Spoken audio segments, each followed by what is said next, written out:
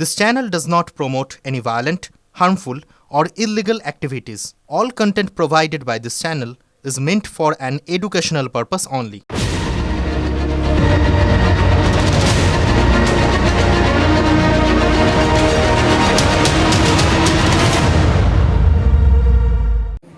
সিনেমার নাম the great dictator.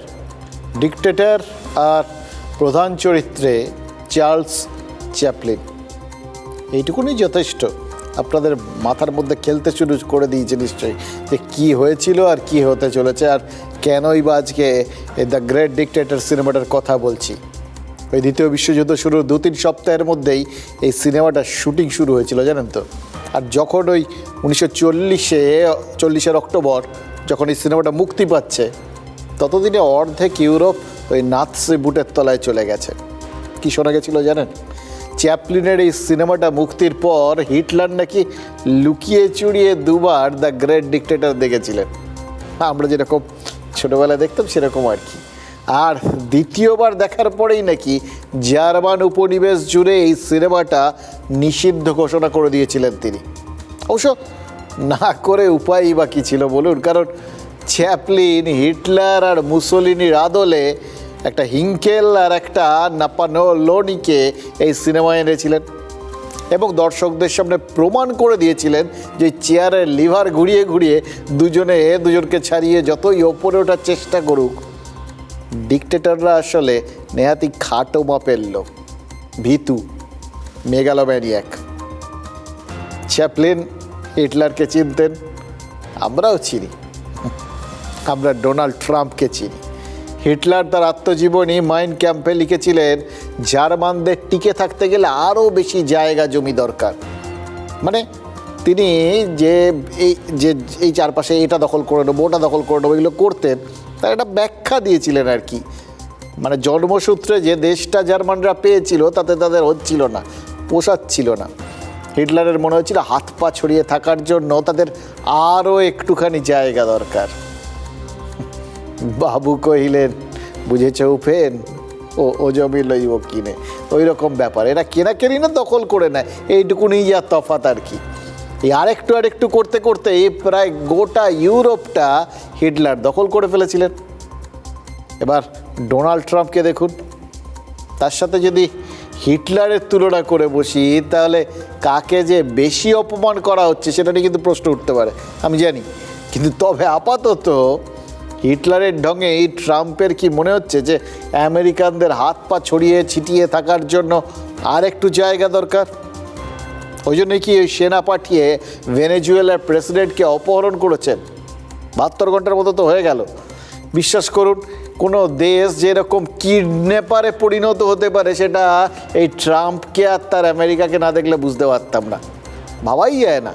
এবং শুধু তো তাই নয়, তার প্রতিটা মুহূর্তে যা পদক্ষেপ সেগুলো তো দেখে মনে হচ্ছে এরা সব দিক থেকে মানে আগারও খাবে তলারও কুড়োবে, এরকম একটা ব্যাপার আর কি।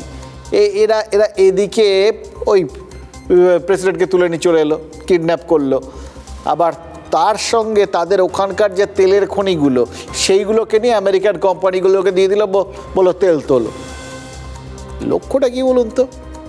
দেখুন, এর সঙ্গে সঙ্গে মাটির তলায় আরও অনেক কিছু আছে কিন্তু ভেনেজুয়েলার, এবং তার মধ্যে ওই বিভিন্ন যে লিথিয়াম টিথিয়াম টাইপসের যে মেটেরিয়ালগুলো রয়েছে, যেগুলো রেয়ার আর্থ মেটেরিয়াল, যেগুলো দিয়ে ওই ভবিষ্যতে সমস্ত কিছু এখনও হচ্ছে, ব্যাটারি ফ্যাটারি সেখান থেকে শুরু করে ভবিষ্যতে সমস্ত কিছু এগুলো দিয়েই হবে। তো সেগুলো আছে বলেই বেশি চীন এত লম্পজম্প করে বেড়ায়। ট্রাম্পকে এই সমস্ত লক্ষ্য করেই ওই ঝাঁপাচ্ছেন। দেখুন, অতীতে তিনি ইরানের ওপর ঝাঁপিয়েছিলেন, ইরানের তেল আছে।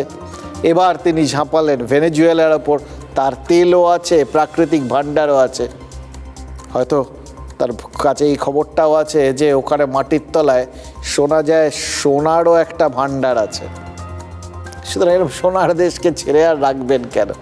ওই তুই করিসনি, তোর বাবা করেছে, সেই এক ছক এই সমস্ত বলে তুই তোর মাদক দ্রব্য রপ্তানি করিস, মাদক দ্রব্য চড়াচ্ছিস। সুতরাং জনহিতকার কাজে তারা দেশটা দখল করে আমেরিকা নিজে নিয়ে নিল। ভাবা যায় এরকম জনহিতকারী মানুষজন খুব কম আছে। দেখুন, ট্রাম্প বোঝাচ্ছেন যে এবার কিউবা আর গ্রিনল্যান্ডে তিনি সেনা পাঠাতে পারেন। মানে তিনি যা করছেন তাতে এটাই মনে হচ্ছে এরপরে হতে চলেছে, এবং এতে অবাক হওয়ার বিন্দুমাত্র কিচ্ছু নেই। তার কারণ তার মনে হচ্ছে ওগুলো আসলে বিভিন্ন অজুহাতে এই মুহূর্তে দখল করে নেওয়ার হয়তো এটাই সেরা সুযোগ। এবার প্রশ্ন হচ্ছে, হিটলারের না হয় মুসোলিনির সঙ্গে ঈগল লড়াই ছিল, কে কাকে টেক্কা দিতে পারেন সেটা নিয়ে একটা অদৃশ্য প্রতিযোগিতা ছিল। কিন্তু ট্রাম্প তিনি কার সাথে ছায়াযুদ্ধ করছেন, নাকি নিজের ছায়ার সঙ্গে নিজে যুদ্ধ করছেন? সেই সুকুমার রায় বলেছিলেন, ছায়ার সঙ্গে যুদ্ধ করে গাত্রে হলো ব্যথা। তা তিনি কি ওই রকম পর্যায়ে নিজেকে নিয়ে যেতে চাইছেন? এটা এই জন্যে বলছি যে মানে ব্যথাটা আপনারা ভাবছেন তো, ব্যথা কোথায়? যেখানে যা কিছু করে বেড়াচ্ছেন, ব্যথা একটা জায়গাতেই। আমেরিকানরা প্রথমে চুপচাপ থাকে, কিন্তু তাদের ভবিতব্য এমন, যেখানে যেখানে পা রাখে সেখানে আলটিমেটলি তাদের মানুষজনেরই রক্তক্ষরণ হয়। আর যে মুহূর্তে তাদের গায়ে হাত পড়ে সেই মুহূর্তে কিন্তু তারা আর যাবতীয় ভাবনা চিন্তা সব একমুখী হয়ে যায়। ওই প্রেসিডেন্টই আমাদের এরমভাবে মৃত্যুর সামনে ঠেলে দিচ্ছেন বা বিপদের মুখে ঠেলে দিয়েছেন, তখন ওরা কাউকে ছাড়েন। এটাই ভবিতব্য হতে চলেছে হয়তো ট্রাম্পেরও। দেখুন, এইটা তো শুধু বুঝতে পারছি যে ট্রাম্প কেন ওই সিনেমায় চ্যাপলিনের মতো চেয়ারের লিভারটাকে ঘুরিয়ে বোঁবো করে ওপরে ওঠার চেষ্টা করছেন, সেটা তার পরবর্তী টার্গেটগুলো একবার একটু খেয়াল করে দেখুন, তাহলেই বুঝবেন। আমাদের গ্রিনল্যান্ড চাই। তোরা যে যা বলিস ভাই, আমার গ্রিনল্যান্ডই চাই। কেন? না, ন্যাশনাল সিকিউরিটির প্রশ্ন। আর এই বিষয়টা না একটা এমন সোনার পাথর বাটি, এটাকে আপনি যেখানে খুশি লাগিয়ে দিতে পারেন, জানেন তো। যে ওই দেশটা ভবিষ্যতের জন্য অত্যন্ত বিপজ্জনক, ওই দেশটাকে দখল করে নাও। অথবা ওই দেশটা ওরা অস্ত্রশস্ত্র বানাচ্ছে বলে আমার মনে হচ্ছে, এখন বানাচ্ছে না, খুঁজে পাওয়া যায়নি, ভবিষ্যতে নিশ্চয়ই বানাবে, সুতরাং দেশটাকে দখল করে নাও। ইরানের ক্ষেত্রেও তো তাই হয়েছে। বলেছিল ওরা নাকি পরমাণু অস্ত্র বানিয়ে ফেলেছে, বোম ঠোম ফেলা হয়ে গেল, সব জায়গাগুলো ধ্বংস হয়ে গেল। তারপর তাদের লোক পাঠালো, তারা গিয়ে কোথাও কিছু খুঁজে পেল না। আমেরিকার লোকজনই তখন বলছে, বা এবং এজেন্সিগুলো মানে যাদের মাধ্যমে পুরো বিষয়গুলো করা হয়, যাদের কাজ এই খোঁজখবর করে দেখা, যাচাই করে দেখা, তারাই বলছে না তো, ওখানে তো ওরকম কিছু আছে বলে মনে হচ্ছে না, ওরা তো ওগুলো বানায়নি, অথচ তাদের মারা হয়ে গেল। এই হচ্ছে ট্রাম্প। দেখুন, ট্রাম্পের পাশের লোকগুলোর দিকে তাকিয়ে দেখবেন একবার, মনে হচ্ছে না এই মাত্র সব মগজ ধোলাই যন্ত্র থেকে বেরিয়েছে। ট্রাম্প যা বলছেন এরাও মাথা নেড়ে বলছে ওই পারিষদবর্গের মতো, ঠিক ঠিক। ট্রাম্প যা বললেন সেই সব কথাগুলো শুনলেই কীরকম মনে হয় না? গোটা পৃথিবীটা তার কেনা, তার যখন যেখানে ইচ্ছে পা রাখবেন, হাত রাখবেন আর বলবেন এটা আমার, ওই জটায়ুর মতো। আর অমনি ওই জায়গাটা আমেরিকার হয়ে যাবে। দেখুন, ভেনিজুয়েলায় আমেরিকার হামলার নিন্দা করেছে কিউবা। সত্যিই তো, তারা ওই অঞ্চলটাতে চিরকালই আমেরিকার জন্য একটা মাথা ব্যথার কারণ। সমস্ত ওখানকার দেশগুলোকে অনুপ্রাণিত করেছেন ফিদেল কাস্ত্রো। এখনও কিউবা সেই একই একটা বিদ্রোহী বিপ্লবী আর আমেরিকার ভাষায় একটা বেয়ারা ভূমিকা পালন করে চলেছে। এই সদ্য দেখছিলাম কিউবার এখন যিনি প্রেসিডেন্ট, তিনি ওই আমেরিকার দূতাবাস তাদের ওখানে হাভানায়, তার সামনে সভা করে ট্রাম্পকে যাচ্ছে তাই বলেছেন এবং আমেরিকাকে পরিষ্কার বলে দিয়েছেন এর বিরুদ্ধে তারা শুধু নিন্দে করছেন না, তারা প্রতিবাদ করবেন, প্রতিরোধ করবেন। এটা শুনতে ভালো লাগবে ট্রাম্পের? লাগবে না। ফলে ট্রাম্প কিউবাকেও গুঁড়ি দিতে চাইবেন, এটা তো বোঝা যাচ্ছে। কারণ কোনো ডিকটেটারই তার বিরুদ্ধে কাউকে দেখতে চান না, তার সামনে কেউ মাথা তুলে কথা বলছে এটা পছন্দ করেন না। কিন্তু ওই যেটা বললেন গ্রিনল্যান্ডটা কেন, এটারও তো অনেক বড় কারণ আছে। দেখুন, গ্রিনল্যান্ড হলো বিশ্বের বৃহত্তম দ্বীপ, যার উত্তরে উত্তর মেরু রয়েছে এবং পাশে রয়েছে গুরুত্বপূর্ণ জলপথ। যে জলপথ দখলে রাখাটাই ট্রাম্পের অন্যতম উদ্দেশ্য, কারণ গ্রিনল্যান্ডের ওই জলপথে রাশিয়ার চীনেরও নজর রয়েছে। এবার গ্রিনল্যান্ড দ্বীপটা রাজনৈতিকভাবে ডেনমার্কের অধীনে রয়েছে, সেটাকেই ছুতো করছেন ট্রাম্প। কি বললেন শুনলেন তো, রাশিয়া বা চীন ওই গ্রিনল্যান্ডের ওই জলপথের দখল নিতে চাইলে ডেনমার্কের মতো দেশ তাদের ঠেকাতেই পারবে না। তিনি তো আসলে ডেনমার্কেরই সুবিধে করে দিতে চান, তাদের পাশে দাঁড়াতে চান, তাদের ভারটা হালকা করে দিতে চান। কিভাবে? না গ্রিনল্যান্ডটা নিয়ে পাওয়া যায়। ট্রাম্প কি মোলায়েম স্বরে কথাগুলো বলছিলেন। তিনি 20 দিন সময় দিচ্ছেন, তার মধ্যে ডেনমার্ককে ঠিক করে নিতে হবে যে আমেরিকার হাতে গ্রিনল্যান্ডকে তুলে দেবে কি দেবে না। মানে যেটা বলেননি তাহলে যে যদি না দেন তাহলে নিয়ে নেব। ইতিমধ্যেই ডেনমার্ক আর গ্রিনল্যান্ডের রাষ্ট্রপ্রধানরা এটাকে ট্রাম্পের ফ্যান্টাসি বলে খানিকটা কটাক্ষ তো করেছেন। কিন্তু বিশ্বাস করুন, কি মনে হচ্ছে জানেন, এই মুহূর্তে ট্রাম্পকে ওরা মনে মনে হয়তো ফ্যান্টম বলছেন, যিনি নিজের ভেতরে আমেরিকার একটা অশরীরী আত্মা নিয়ে ঘুরছেন, যে আত্মাটা লোকের জায়গা জমি তাদের সম্পদ এগুলো দখল না করা পর্যন্ত তৃপ্তি পায় না। এমনিতে ওই দেশটা 80% বরফ, কিন্তু সেই বরফে ঢাকা গ্রিনল্যান্ডেই প্রচুর পরিমাণে ওই লিথিয়াম টাইটানিয়ামের মতো দামি দামি ধাতু আছে, যেটার কথা বলছিলাম ভেনেজুয়েলার ক্ষেত্রে, এখানেও তাই। এর সঙ্গে রয়েছে প্রাকৃতিক গ্যাস। এবার কেউ যদি ভাবেন ট্রাম্প বাকি কিছু না আসলে ওইগুলোই চাইছেন, তাকে খুব দোষ দেওয়া যায় কি? ভেনেজুয়েলার পরে ট্রাম্প প্রশাসন কিউবা, কলম্বিয়া এবং গ্রিনল্যান্ড এদেরকে টার্গেট করেছে। এটাকে একটা নব্য সাম্রাজ্যবাদী পদক্ষেপ হিসেবে দেখা যেতে পারে। এটাকে অনেকে নব্য হিটলারি পদক্ষেপও বলে মনে করছেন। আসলে বিশেষ করে কিউবা এবং গ্রিনল্যান্ড এদেরকে টার্গেট করার কারণ হলো এদের বিপুল খনিজ সম্পদ। কিউবায় সোনা, আকরিক লৌহ, ম্যাঙ্গানিজ ইত্যাদি খনিজে সমৃদ্ধ কিউবা। এছাড়া গ্রিনল্যান্ডে আজকের দিনে যেটা খুব গুরুত্বপূর্ণ খনিজ সেটা গ্রিনল্যান্ডে আছে, সেটা হলো রেয়ার আর্থ বা বিরল মৃত্তিকা, বিরল মাটি, সেটা কিন্তু গ্রিনল্যান্ডে প্রচুর। ফলে ভেনেজুয়েলায় যেমন তেলের জন্য ভেনেজুয়েলাকে টার্গেট করা হয়েছে, তেমনি কিউবা বা গ্রিনল্যান্ডে যে খনিজ আছে সেটাও কিন্তু target. If winter comes, can spring be far behind?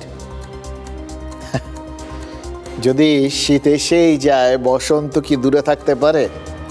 ঠিক একইভাবে যখন তিনি ওই গ্রিনল্যান্ড আর ডেনমার্ক পর্যন্ত ট্রাম্প ভেবেই ফেলেছেন, তখন নরওয়ে আর কত দূর এটাও ধরে নিতে পারেন।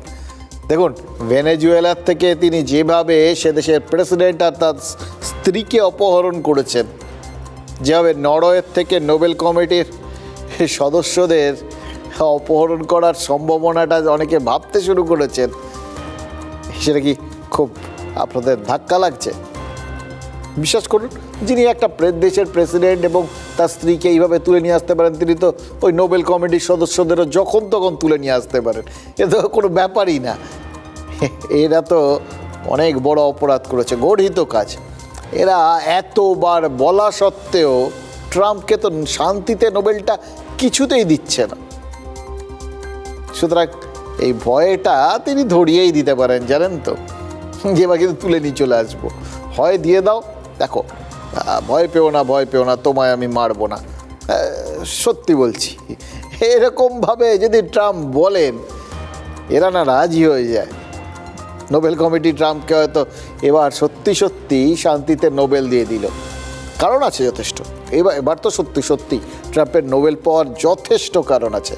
তিনি ভেনেজুয়েলায় হামলা করেছেন কেন, সেটার পেছনে একটা বড় একটা জনহিতকর কাজ রয়েছে। বিশ্বজুড়ে মাদক পাচার বন্ধ করতে তিনি ভেনেজুয়েলার প্রেসিডেন্টকে তুলে নিয়ে এসে নিউ ইয়র্কের কোর্টে পেশ করার ব্যবস্থা করেছেন। কেন করলেন এত কষ্ট করে? এই লোকজন পাঠালেন, কত কিছু হতে পারত, তাও করলেন মানুষের জন্য, ভবিষ্যতের জন্য, এই পৃথিবীটাকে স্রেফ ওই নবজাতকের বাসযোগ্য করবেন বলে। নইলে এত হ্যাপা নিতেন নাকি? হ্যাঁ, এটা ঠিক যে ভেনেজুয়েলার প্রেসিডেন্টকে অপহরণের পরেই ট্রাম্প বলেছেন ওই দেশটা এবার থেকে তিনিই চালাবেন, আর সে দেশের খনিগুলোর থেকে যত ইচ্ছে তেল তুলে নিতে পারবে আমেরিকার কোম্পানিগুলো। ওটা আলাদা, ওটা তো মানে এত খাটনি করলে একটুখানি জিরোতে হয়তো, এগুলো সেই জিরোনোর দাম আর কি। এবার গ্রিনল্যান্ডও ভেনেজুয়েলা হবে কি বলা যায় না। সে দেশের খনিজ সম্পদ আমেরিকার ছাপ মারা ড্রামে ভর্তি হতেই পারে। হয়তো সেক্ষেত্রে বলবেন যে আসলে ওই সমস্ত যা খনিজ আছে সেগুলো সব বিশ্বের পক্ষে, একটা পৃথিবীর পক্ষে অত্যন্ত ক্ষতিকারক সব অস্ত্রশস্ত্র তৈরিতে ব্যবহার হতে পারত, এরকম একটা বলে দিতে পারেন আর কি। সুতরাং পৃথিবীকে ভবিষ্যতের বিপর্যয় থেকে বাঁচাতেই তিনি গ্রিনল্যান্ডটা দখল করেছেন। তারপর তো ওই যেরকম ওখানকার তেল উঠছে ওখানকার খনিজ উঠবে। এই ভেনেজুয়েলার বিরোধী নেত্রী মারিয়া মাচাদো 2025 সালে নোবেলের শান্তি পুরস্কার জিতেছিলেন, মনে আছে আপনাদের? অসাধারণ ব্যক্তিত্ব। শান্তি পুরস্কার পেয়েই প্রথম ফোনটা করেছিলেন ট্রাম্পকে। কি বলেছিলেন জানেন? মানে এটা অবশ্য ট্রাম্পের দাবি, মারিয়া নাকি তাকে বলেছিলেন যে শান্তির নোবেলের আসল অধিকার নাকি মারিয়ার নয়, ট্রাম্পের। তাহলে কি মাচাদোকে শান্তির নোবেল দিয়ে তার বদলে ভেনেজুয়েলার তেলগুলো নিয়ে নিলেন ট্রাম্প? নাহলে ভেনেজুয়েলার সমাজতান্ত্রিক সরকারকে যিনি ফেলার চেষ্টা করেছিলেন সে মারিয়া কারিনা মাচাদো, তিনি শান্তির নোবেলটা পান কি করে? কেন মাচাদো নোবেল পাওয়ার কয়েক মাসের মধ্যেই ভেনেজুয়েলা আমেরিকা ঢুকে পড়ে? দেখুন, অনেকগুলো জিনিস পরপর যদি সাজান না, সেগুলো দেখে আবার কেউ কেউ আমাদের এখানে তো বলতেই পারেন যে এটা মারিয়া ট্রাম্পের মধ্যে কোনো সেটিংয়ের ফল না। তো এরকম যদি ভাবেন তাহলে কিন্তু আপনাদের এটাও মাথায় রাখতে হবে, এরকম সেটিং কি নতুন কিছু নাকি? আমেরিকা এ ধরনের আন্তর্জাতিক সেটিং আগেও তো করেছে, মনে আছে আপনাদের? ওই ঠান্ডা লড়াইয়ের সময় সোভিয়েত দেশগুলোর ভেতর মানবাধিকারের জন্য লড়াই করছে এরকম একটা ক্যারেক্টার খোঁজ করার চলতো। আর তারপর পটাপট ওই সোভিয়েত বিরোধী বুদ্ধিজীবীরা আন্তর্জাতিক পুরস্কার পেয়ে যেতেন। ইসলামিক বিপ্লবের পর ইরানে আয়াতোল্লাহ বিরোধী বুদ্ধিজীবীদের সম্মান পাওয়ার হারটা হঠাৎ বেড়ে গেছিল, সব আন্তর্জাতিক সম্মান পাচ্ছে। তারপর বছর 15 আগে ওই আরবে হঠাৎ বসন্তের ছোঁয়া লাগলো, আরব বসন্ত। তার ফল আপনারা দেখেছেন। আর ঘরের পাশে থাকার লুকিস্ট কি দেখবেন? আছেন আমাদের নোবেল শান্তি পুরস্কার জয়ী মোহাম্মদ ইউনুস, যিনি নোবেল শান্তি পুরস্কার পেয়ে আমেরিকায় গিয়ে সেখানকার প্রাক্তন প্রেসিডেন্ট ক্লিন্টনকে থ্যাংক ইউ বলেছিলেন। কি না, তাকে এই যে একটা বিরাট বড় চক্রান্ত সুষ্ঠুভাবে সেটাকে বাস্তবায়িত করে তাকে যেই বাংলাদেশের চেয়ারে বসিয়ে দেওয়া হয়েছে সেইটার জন্য, সেই তারপর থেকে তিনি এখন বাংলাদেশ চালাচ্ছেন।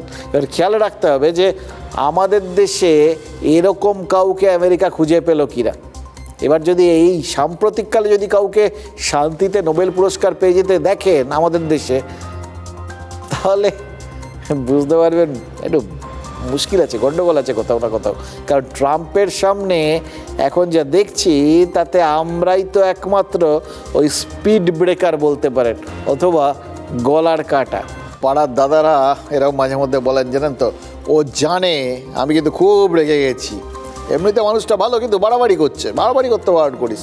ওই তো জানে আমি খুব রেগে গেছি। আমি রেগে গেলে কী হয় জানিস তো? যা বললেন ট্রাম্প মোটামুটি তো সেই লেভেলেই বললেন। আসলে মানুষের মন তো না, কখন যে কিসে খুশি হয় কেউ জানে না। আমেরিকার প্রেসিডেন্ট বলছেন যে নরেন্দ্র মোদী ভালো মানুষ, তার বেশ ভালো বন্ধু, কিন্তু ভারত তাকে খুশি করতে পারছে না, এতে তিনি হতাশ। এবার দেখুন, আমাদের প্রধানমন্ত্রী আমেরিকায় গেছেন, ট্রাম্পের জন্য প্রচার করেছেন, ট্রাম্পকে এদেশে এনেছেন, গুজরাটে ভরা সভায় সম্বর্ধনা দিয়েছেন। তার মধ্যে ট্রাম্প কী করেছিলেন? বিবেকানন্দকে বিবেকামুন্ডন কী সব বলেছিলেন আর কি। রাগ তো আমাদের হওয়ার কথা, আমাদের তো অখুশি হওয়ার কথা। ট্রাম্প আমেরিকায় ভারতীয়দের থাকাটা কঠিন করে দিয়েছেন, H-1B ভিসা নিয়ে কড়াকড়ি করেছেন। আমেরিকার কোম্পানিগুলো যাতে ভারতীয় মেধা না নেয় তার জন্য চাপ দিয়েছেন। অ্যাপেলকে বলেছেন এদেশে আইফোন বানাবে না। শোনেনি, সেটা আলাদা কথা। রাগ তো আমাদের হওয়ার কথা, তাই না? আমাদের বলার কথা। ট্রাম্প আমাদের খুশি করছেন না, ট্রাম্প মানুষটা ভালো না, অথচ ট্রাম্প বলছেন ভারত তাকে অখুশি করেছে। কি অদ্ভুত না? এই জন্যই বলা হয় এই সত্য সেলুকাস, কি বিচিত্র এই আমেরিকা। আমেরিকার ভাড়া, এই যে যদি আমি ওনার কথাটা ধরেও নিই, খুব রেগে গেছেন। রাখলেন কেন? ভারতের ওপর অসন্তুষ্ট হওয়ার কারণ কি? কারণ কি একটা? অসংখ্য। তার সব থেকে বড় কারণ হচ্ছে ভারত তার হ্যাঁতে হ্যাঁ মেলাচ্ছে না।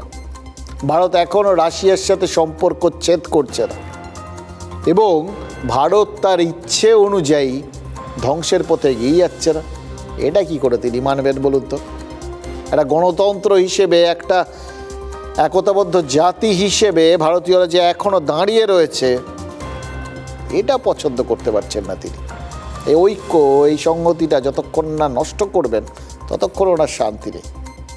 আসলে দেখুন, যখন ওই রাষ্ট্রসংঘের মতো প্রতিষ্ঠানগুলোকে জাস্ট একটা বিল্ডিং বানিয়ে রেখে, মানে তাদের থাকা না থাকা সমান, এটা প্রমাণ করে দিয়ে যখন খুশি যে দেশে খুশি ট্রাম্প হামলা করে যাচ্ছেন, তখন ভারত কি করছে?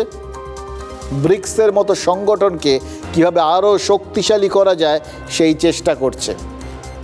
আমেরিকার ডলারের পরিবর্তে কিভাবে ব্রিক্সের দেশগুলো একটা অভিন্ন মুদ্রা চালু করতে পারে সেই চেষ্টা করছে।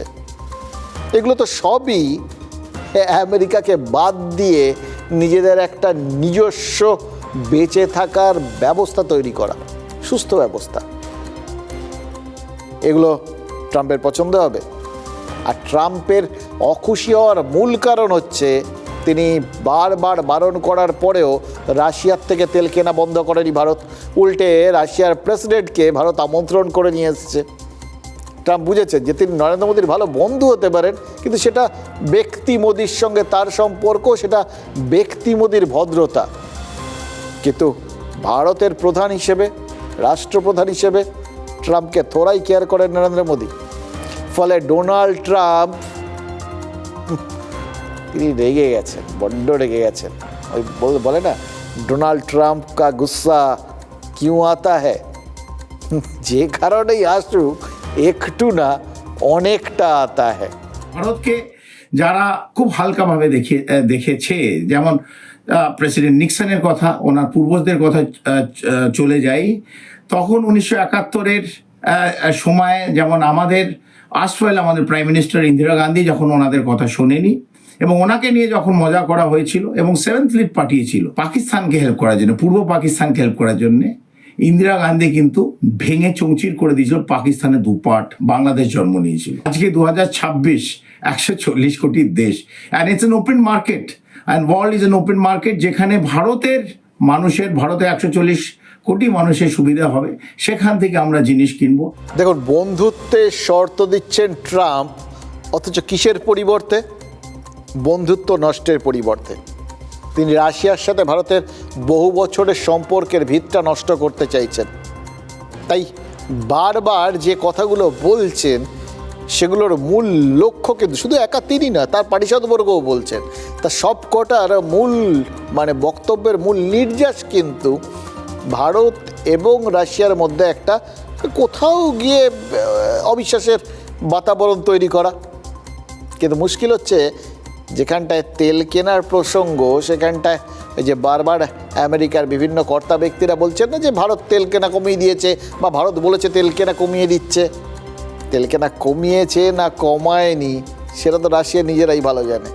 সুতরাং ওনারা কি বলছেন না বলছেন তাদের যে খুব একটা কিছু এসে যায় না। এটা যত ট্রাম্প বুঝতে পারছেন তত তার রাগ বাড়ছে।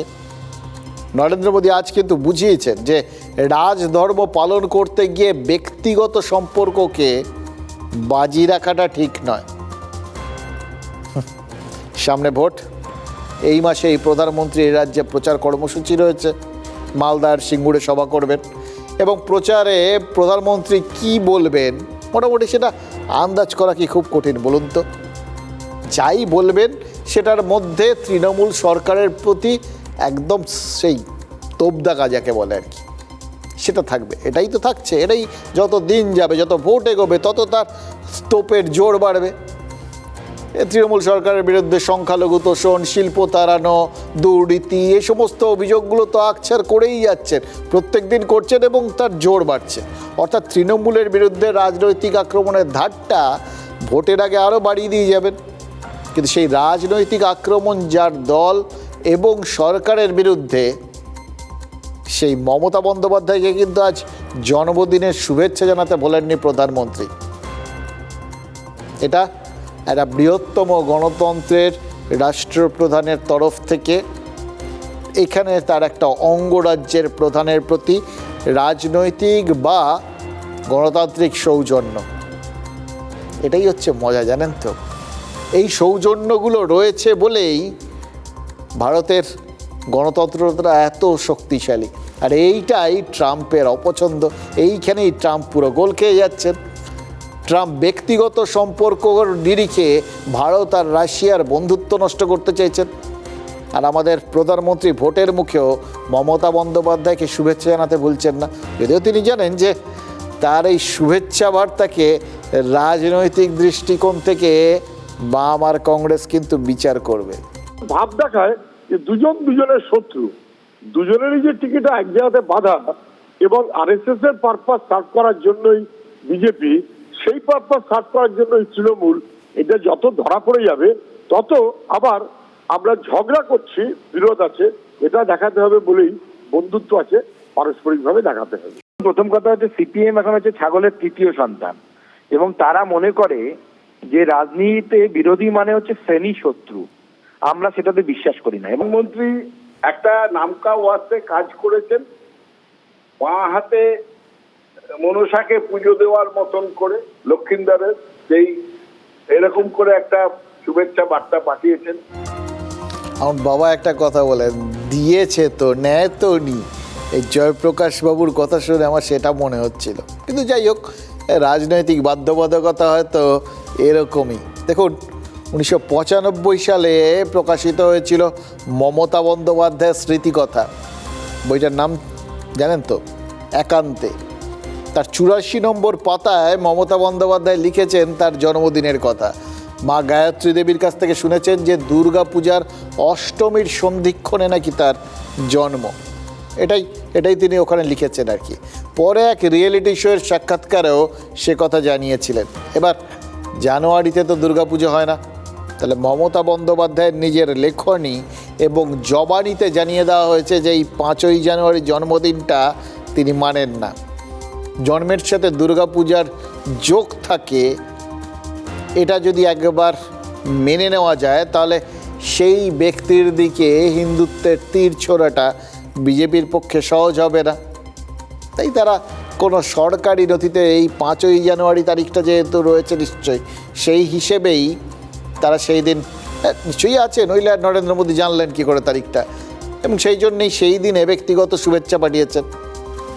হ্যাঁ, এবার তাতে গোটা দেশ জেনে গেল যে মমতা বন্দ্যোপাধ্যায়ের জন্মদিন 5ই জানুয়ারি। তার মানে শুভেচ্ছা মুখ্যমন্ত্রীকে, বার্তা গোটা দেশকে। এটা হচ্ছে বড় মাপের নেতার বিশেষত্ব। ওই জন্যই সোশ্যাল মিডিয়ায় ওই শুভেচ্ছাটা জানিয়েছেন। আর মমতা বন্দ্যোপাধ্যায়কে দেখুন, তিনি মুখ্য নির্বাচন কমিশনারকে তিনিও একটা বার্তা দিয়েছেন।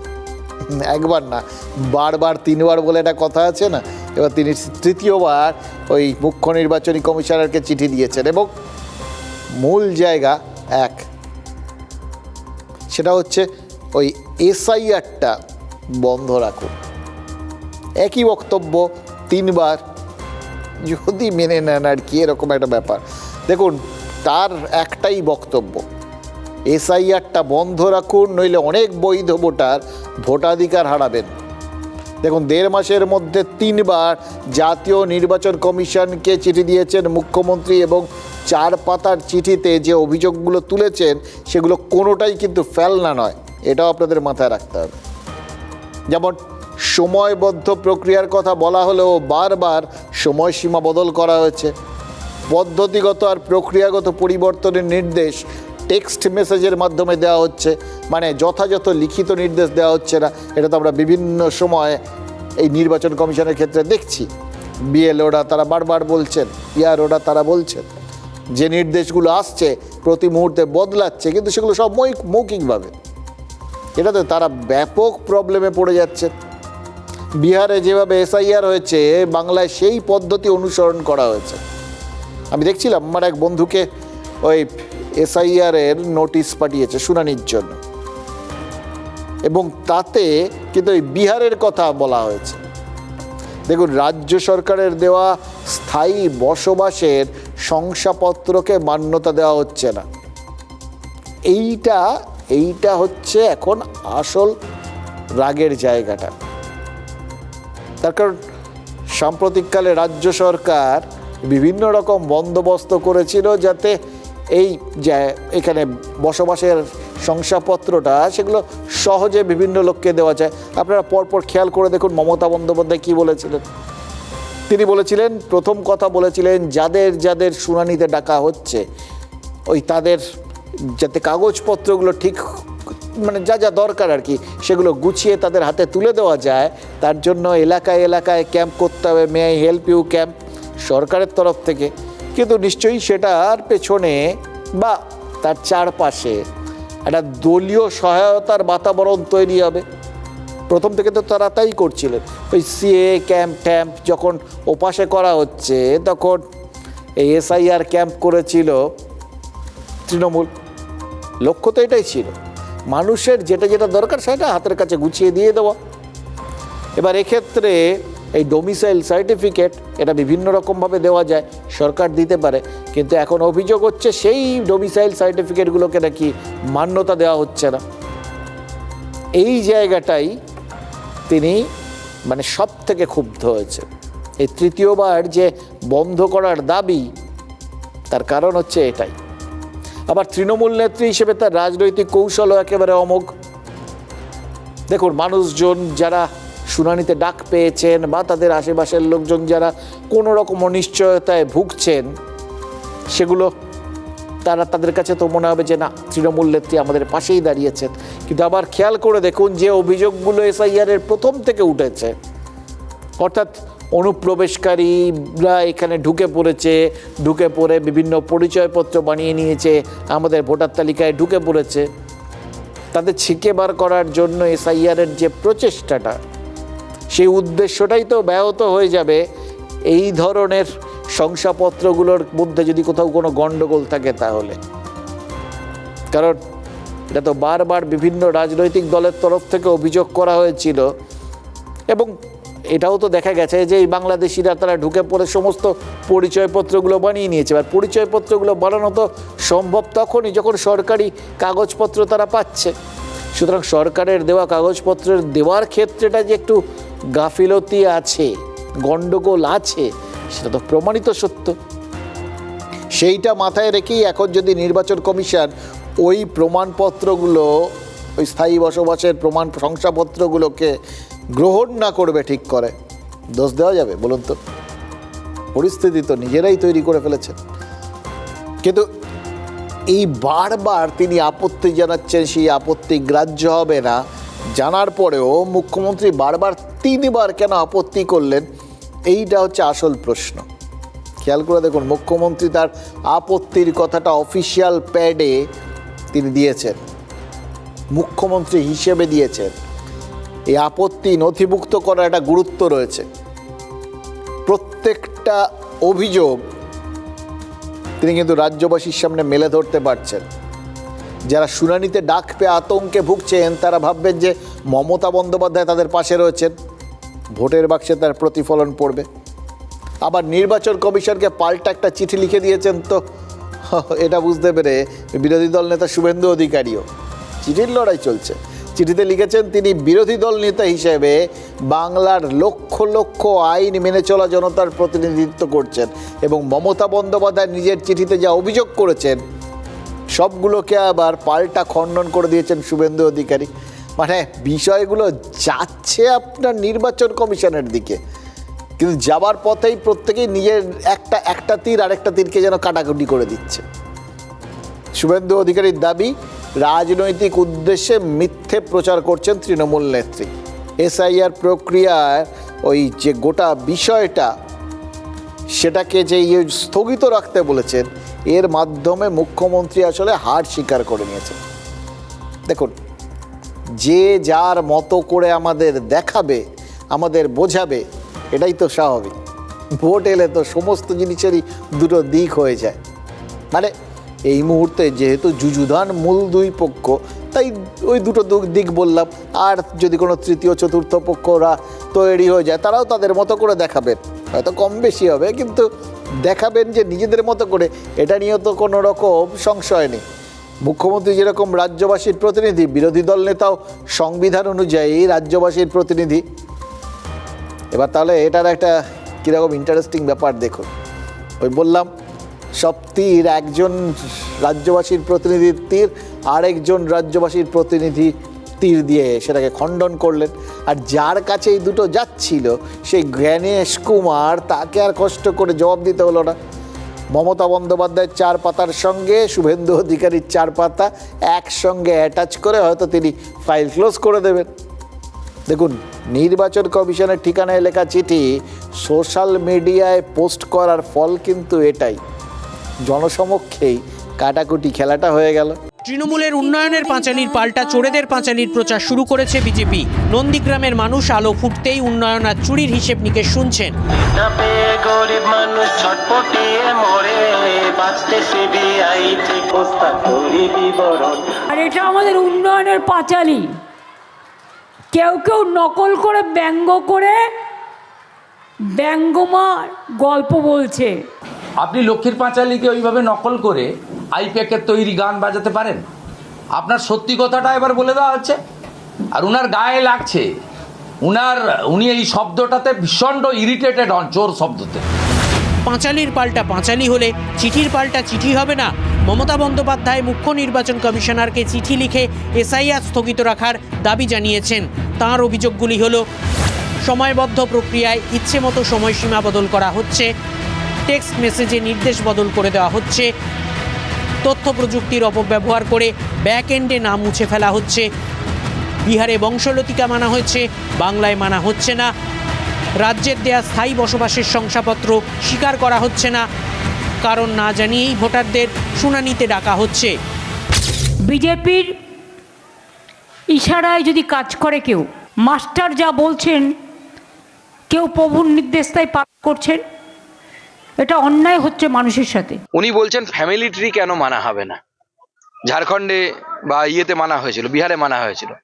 মানা হবে না এই জন্য কারণ আপনার লোকেরা চুরি করছে। পঞ্চায়েতে উল্টো পাল্টা ফ্যামিলি ট্রি বানিয়ে দেওয়া হচ্ছে সমস্ত বাংলাদেশি মুসলমানদেরকে। আপনি মঞ্চ থেকে বলেন বুদ্ধি লাগান, আর আপনার চেলারা চামুন্ডারা বুদ্ধি লাগাবে, পশ্চিমবঙ্গকে বাংলাদেশ বানানোর চেষ্টা করবেন, আর মেনে নেবে ভারত সরকার বা নির্বাচন কমিশন যেই হোক। নির্বাচন কমিশনকে লেখা পাল্টা চিঠিতে শুভেন্দু অধিকারীর দাবি, মুখ্যমন্ত্রীর অভিযোগগুলি তথ্যগতভাবে ভুল।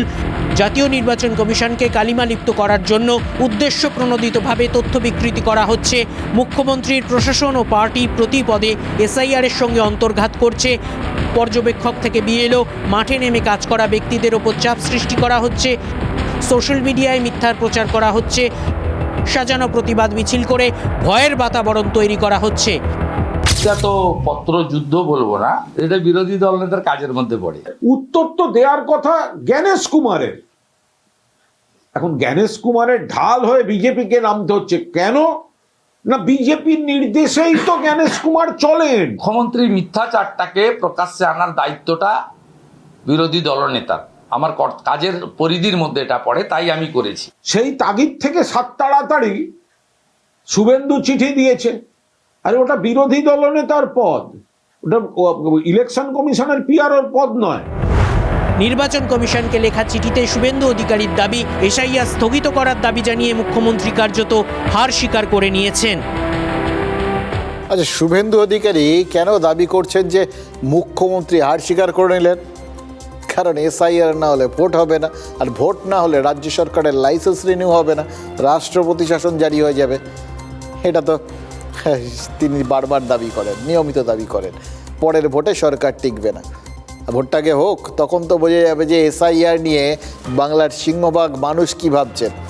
তবে নিজেদের দাবিটাকে মানুষের দাবি হিসেবে চালিয়ে দিতে রাজনৈতিক নেতারা তো সিদ্ধহস্ত, এরা কোনো সময় চেষ্টার কোনো রকম কসুর করেন না। মমতা বন্দ্যোপাধ্যায় যেরকম তিনি ঘোষণা করে দিয়েছেন যে আদালতে যাবেন, তৃণমূল যাবে না, রাজ্য সরকার যাবে, সেটা স্পষ্ট করেননি। তবে তিনি প্রয়োজনে নিজের উকিল পরিচয় ব্যবহার করে সুপ্রিম কোর্টে সওয়াল করার কথা বলেছেন। এবার দেখুন, মমতা বন্দ্যোপাধ্যায়কে আজ পর্যন্ত উকিলের ভূমিকায় মানুষ সেভাবে দেখেনি। আইনের ডিগ্রি রয়েছে তার, একটা সাক্ষাৎকারে জানিয়েছিলেন যে যুব কংগ্রেস যখন ছিলেন তিনি তখন কয়েকটা মামলায় আদালতে উকিলের পরিচয়ে দাঁড়িয়েছিলেন, কিন্তু সুপ্রিম কোর্টে সাধারণ নাগরিক হিসেবেই সওয়াল করতে চান, কারণ মুখ্যমন্ত্রী হিসেবে রাজ্য সরকারের একজন বেতনভুক কর্মচারী তিনি, বিধি অনুযায়ী তো ওকালতি করতে পারেন না। কিন্তু দেখুন, আজ পর্যন্ত কোনো মুখ্যমন্ত্রী আদালতে সওয়াল করেছেন বলেও তো শুনিনি। সুতরাং দেখুন, 1945 সালে জওহরলাল নেহরু একবার আজাদ হিন্দ বাহিনীর বন্দীদের হয়ে লালকেল্লায় মামলা লড়েছিলেন এবং সকলকে বেকসুর খালাস করিয়ে এনেছিলেন, কিন্তু প্রধানমন্ত্রী হওয়ার পরও তিনি আদালতে সওয়াল জবাব করেননি। এবার মমতা বন্দ্যোপাধ্যায় যদি সেটা করেন, স্বাভাবিকভাবেই সবার নজর তো সেদিকে ঘুরে যাবে। এবার এইগুলো যখন হয় না, তখন একটা জিনিস মাথার মধ্যে মনে হয়, জানেন তো, হঠাৎ করে খচখচ করে আর কি। দেখুন, মমতা বন্দ্যোপাধ্যায় যখন নন্দীগ্রামে ভোটে দাঁড়িয়েছিলেন, তারপর গিয়ে আহত হলেন আর কি, দুর্ঘটনা। এবার তখন সবার যাবতীয় নজর গিয়ে পড়েছিল নন্দীগ্রামে, বিজেপিও যাবতীয় জোর লাগিয়ে দিল নন্দীগ্রামে। মমতা বন্দ্যোপাধ্যায় ওখানে হেরেছিলেন, কিন্তু বাকি জায়গাগুলোতে তৃণমূল রেড়ে করে জিতে বেরিয়ে চলে গেছিল। এবারও মমতা বন্দ্যোপাধ্যায় যদি সত্যি সত্যি সুপ্রিম কোর্টে যান, সবার নজর তো গিয়ে পড়বে তার ওপর। তাহলে সেই ফাঁকে অন্য জায়গায় তৃণমূলের সুবিধা হয়ে যাবে না তো? প্রয়োজন পড়লে আমি নিজেও পারমিশন চাইব, দরকার হলে আমিও সুপ্রিম কোর্টে গিয়ে মানুষের হয়ে আমি প্লিড করব, আমি মানুষের হয়ে কথা বলবো। আপনি যে সমস্ত লয়ারদের দাঁড় করান, সেই সব লয়ারদের 40 লাখ, 50 লাখ, 60 লাখ টাকা করে মুখ খুললেই দিতে হয়। আপনি কার টাকা দিয়ে তাদের পেমেন্ট করছেন? আমাদের টাকা দিয়ে। এর আগেও সুপ্রিম কোর্টে গেছিল, সুপ্রিম কোর্ট দু গালে থাপ্পড় মেরে নন্দলাল করে তাড়িয়ে দিয়েছে। ঠিক আছে, যদি কোনো স্পেসিফিক অভিযোগ থাকে এআই এর ব্যবহার করা যাবে না, এটা কে কোথায় লেখা আছে? দেখুন, মমতা বন্দ্যোপাধ্যায়ের কথা শুনে তো মনে হলো যে ওই ভোটার আর বিএলওদের মৃত্যু নিয়েই সুপ্রিম কোর্টে অভিযোগ জানাবে তৃণমূল কংগ্রেস অথবা রাজ্য সরকার, যেই হোক আর কি। এদিকে কয়েকদিন আগে আপনাদের মনে আছে, ওই বারুইপুরে অভিষেকের সভায় র্যাম্পে 3 জন মৃত ভোটারকে হাজির করানো হয়েছিল, মনিরুল মোল্লা, হরেকৃষ্ণ গিরি এবং মায়া দাস। তাদের মধ্যে 2 জনের বাড়ি মেটিয়াবুরুজ আর 1 জনের বাড়ি কাকদ্বীপে। এবার এই তখনই আমি নির্বাচন কমিশন থেকে শুনছিলাম, তারা কিন্তু ঠিকই করে বসে আছেন যে এই রকম যে ঘটনা ঘটবে সেইগুলোর কিন্তু তারা পুঙ্খানুপুঙ্খ তদন্ত করে দেখবেন, বিশেষ করে এই মৃত জীবিত এই গণ্ডগোলটা আর কি। কারণ তাদের ধারণা এটা 2টো কারণে হতে পারে। এক, এটা বড় একটা গাফিলতি, এই গাফিলতিকে মেনে নেওয়ার কোনো মানেই হয় না, তারা মানবেনও না এবং কড়া ব্যবস্থা নেবে। এবং 2, সেটা তাদের চোখে আরও বড় গর্হিত জিনিস, ইচ্ছাকৃত খুন। এই 2টো সংশয় তাদের মাথার মধ্যে রয়েছে এবং সেই জন্যেই তারা এটার তদন্ত করে দেখবেন এই ধরনের ঘটনাগুলোর। এটা কিন্তু নির্বাচন কমিশন জানিয়ে দিয়েছিলেন। তারা খতিয়ে দেখার পর দেখেছেন যে মনিরুল মোল্লা আর হরেকৃষ্ণ গিরির ক্ষেত্রে তারা আগেই জানতে পেরেছিলেন যে একটা গণ্ডগোল হয়েছে, কারণ যেগুলো বুথে টাঙিয়ে দেওয়া হয় সেই তালিকায় তাদের নাম, ওই বাদের তালিকায় তাদের নামটা ছিল না, কিন্তু ওয়েবসাইটে নামটা কোনোভাবে বাদ পড়ে গেছিলো। সেটা জানার পরেই কিন্তু তারা মানে শতপ্রণোদিত হয়েই আর কি সেই ভুল সংশোধনের জন্য এদের দিয়ে ফর্মগুলো ফিল আপ করিয়ে নিয়েছেন।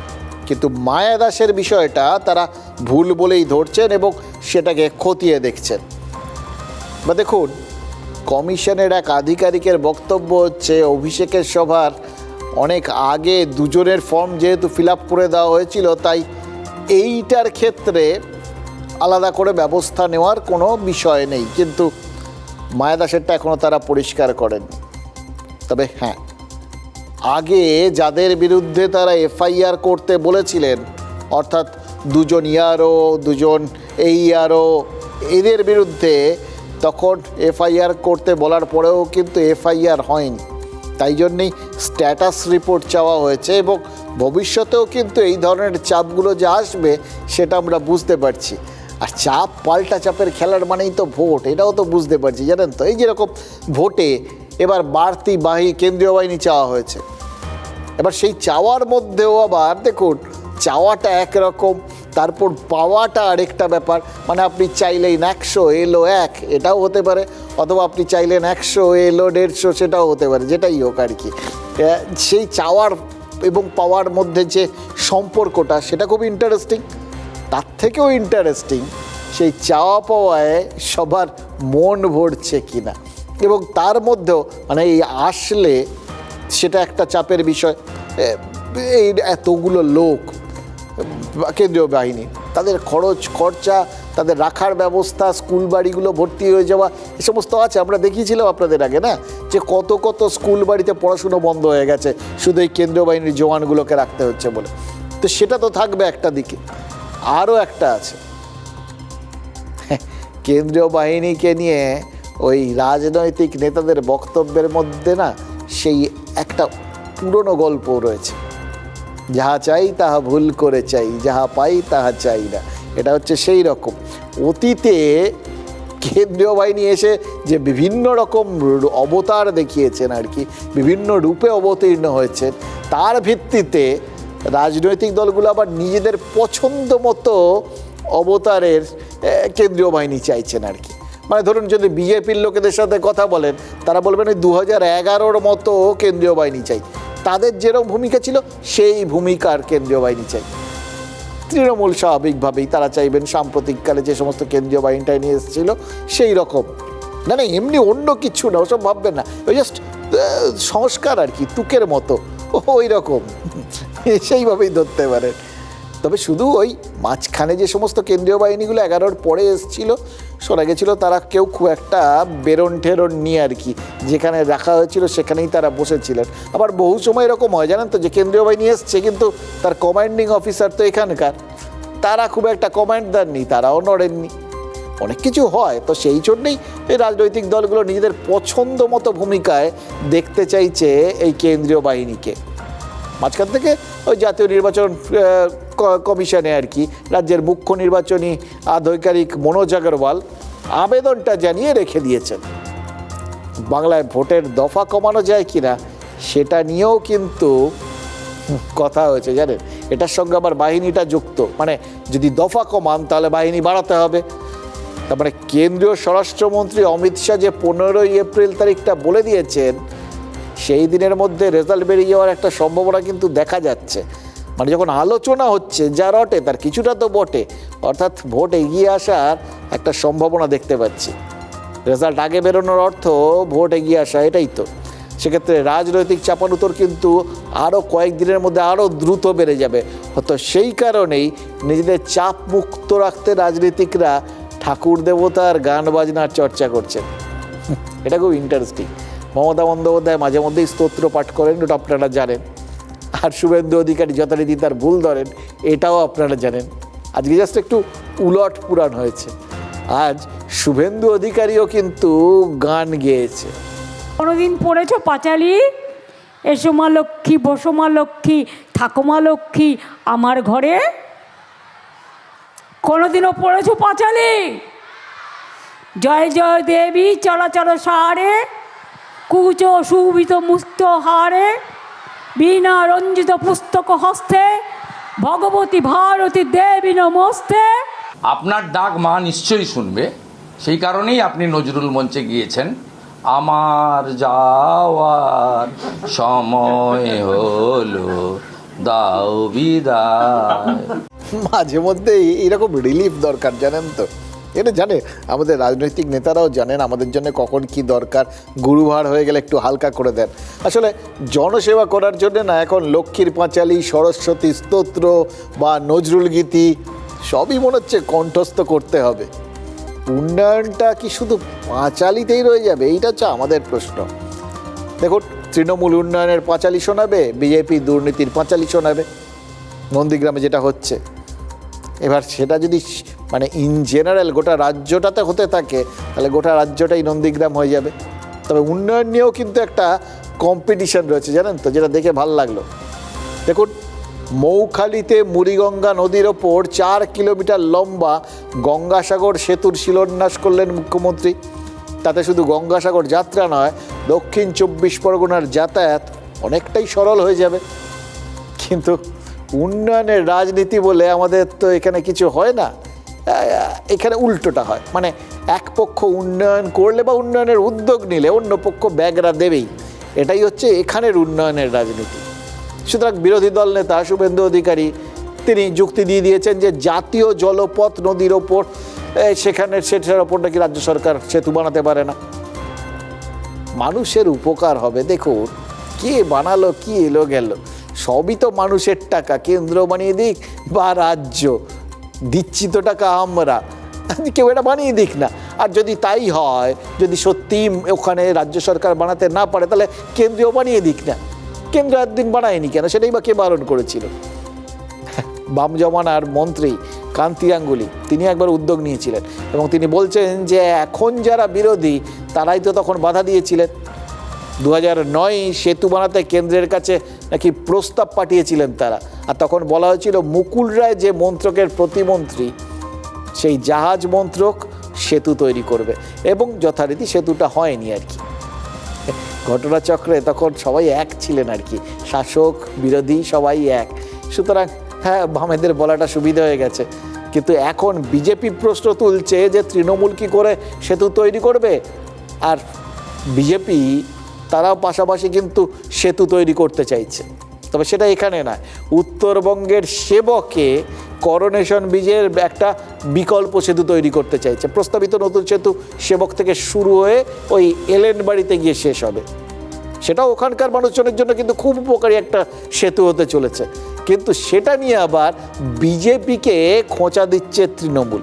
রাজ্য সরকার এটা আপনাদের উপহার দিচ্ছেন যাতে আগামী দিন গঙ্গাসাগর আর 2-3 বছরের মধ্যে এই সেতুটি তৈরি হয়ে যায়। মমতা ব্যানার্জিকে আমি চ্যালেঞ্জ করছি, জাতীয় জলপথের এনওসিটা দেখান। রাজ্য সরকার এনওসির জন্য কোনো প্রসেসই করেনি। আপনি বলে দিলেই হবে নাকি? আপনি সামনে ভোট করবেন বলে যা খুশি, সাগরে আপনি জিতবেন না। ছাড়ুন দেখিনি, যারা কিছু করে না তারা বলে বেশি। 2009 সালে আলাপ আলোচনা হয় কেন্দ্রীয় অর্থমন্ত্রী প্রণব মুখার্জির সাথে। সবুজ সংকেতের অপেক্ষায় তখন চিঠি এলো সুন্দরবন দপ্তরকে এটা দেওয়া যাবে না, এটা জাহাজ মন্ত্রক চেয়েছে। তৃণমূল কংগ্রেস তখন কংগ্রেসের সঙ্গে যোগসঙ্গী জাহাজ মন্ত্রী মুকুল রায়। तो ऑनलाइन टेंडर फ्लोट हो चुका है 2 जनवरी को। अब तो जो है अब ठेकेदार को टेंडर मिलेगा और ठेकेदार इसका काम शुरू करेगा। जो ब्रिज जो है, पुल जो है, वो सिर्फ हमारा सपना ही नहीं, हमारा स्वाभिमान है। ও শুধু ঘোষণাই সার, ওদের শুধু ভাষণ, আর মমতা দিদাই গরিব মানুষকে রেশন। এই জন্যই মমতা দি আরেকবার। দেখুন, মুখ্যমন্ত্রী মমতা বন্দ্যোপাধ্যায় বা বিজেপি সাংসদ রাজু বিস্তা কেউ দক্ষিণে ব্রিজ বানাচ্ছেন তো কেউ উত্তরবঙ্গে। এবার আমি আপনি সেই ব্রিজে উঠলে কি দেখতে পাবো? হ্যাঁ, এটা তো ভাবছেন আপনারা আগে ব্রিজটা হোক, আমরা ধরে নিচ্ছি হলো আর কি।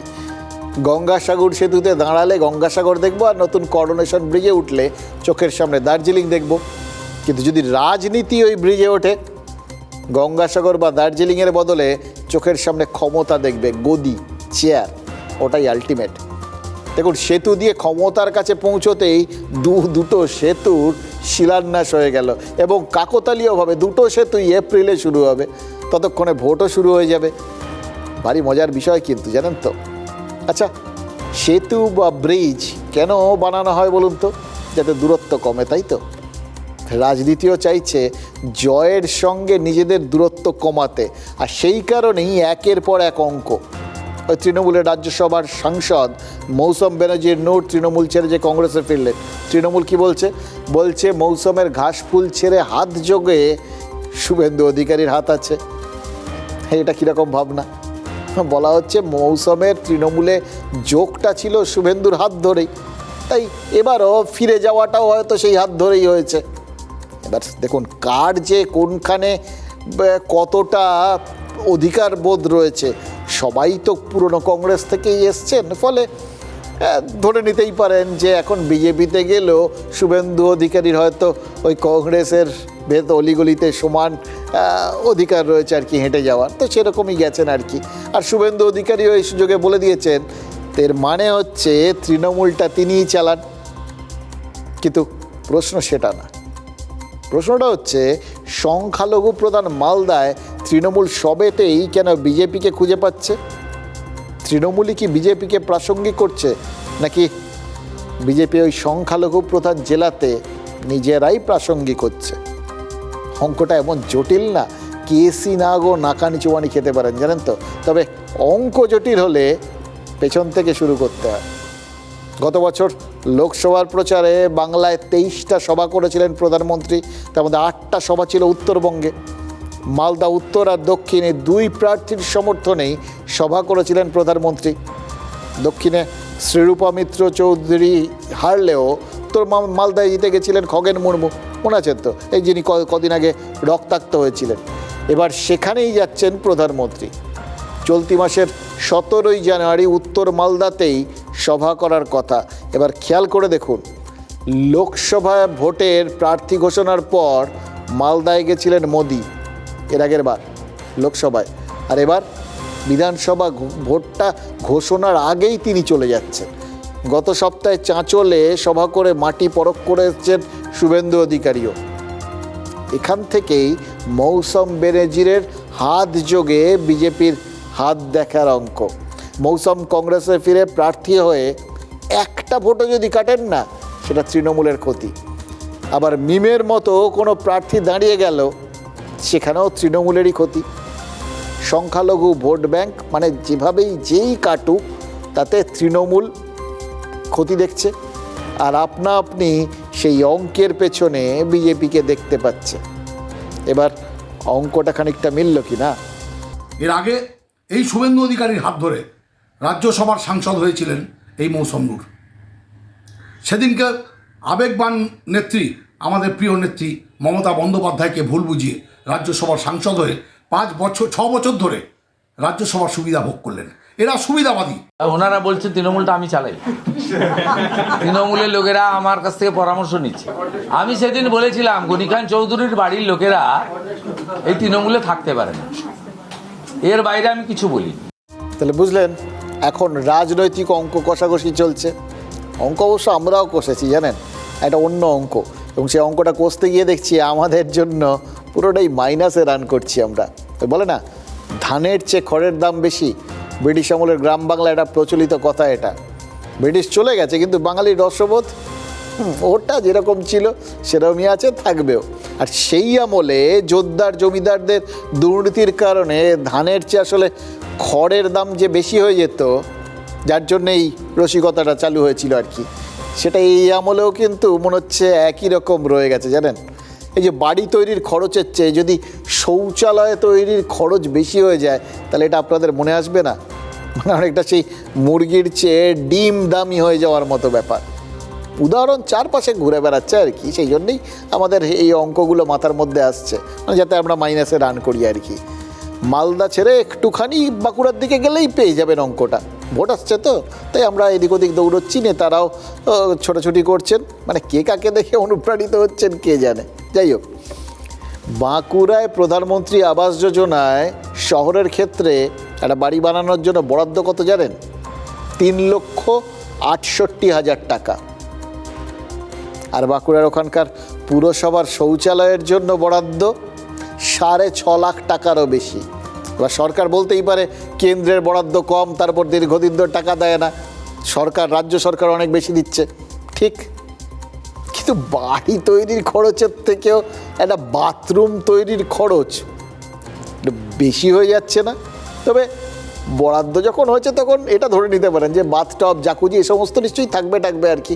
পাবলিকের কপাল ভাবুন, এমনিতে সারা বছর আপনারা এখানে ওখানে ঘুরে বেড়ান আর সুলভ শৌচালয় খুঁজে সেখানে ঢোকার সময় নাকটাক চেপে ঢোকেন আর কি।